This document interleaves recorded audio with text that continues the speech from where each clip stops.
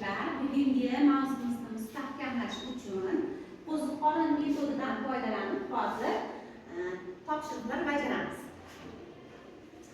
Hozir ikki guruhga bo'linamiz va mana shu so'zlarni so'z birikmasiga aylantiramiz. Demak, ma'nolarini bir-biriga bog'laymiz va so'z birikmasini hosil qilamiz. Ana kim chiqadi? Hop, Madina birinchi guruhdan, ikkinchi guruhdan Azizbek chiqinglar.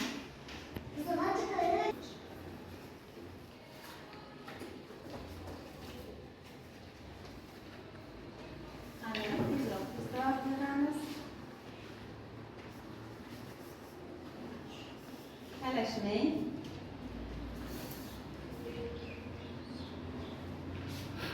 Shunda Madina uchta yig'dimi? Yo'q. Men mana shularni yig'dim. Hop, qani sanaymiz. Turib olamiz chiroyli bo'lib. Sanaymiz, qani? Xushbo'y gul, to'g'rimi? Mazmunli gap, to'g'ri. Odobli bola, to'g'ri. Uzun yo'l, to'g'ri. Mazali non, xato. Qanday bo'ladi? Issiq non bo'ladi. Demak, bo'ldi.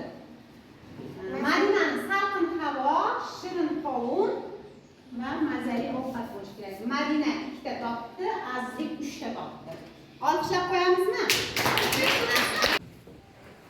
Mana hurmatli o'quvchilar, hozir ona tili darsimizni mustahkamlash uchun bu uchburchak metodidan foydalanib to'rtburchaklar hosil qilamiz. 4 ta o'quvchini hozir daskaga chiqaramiz.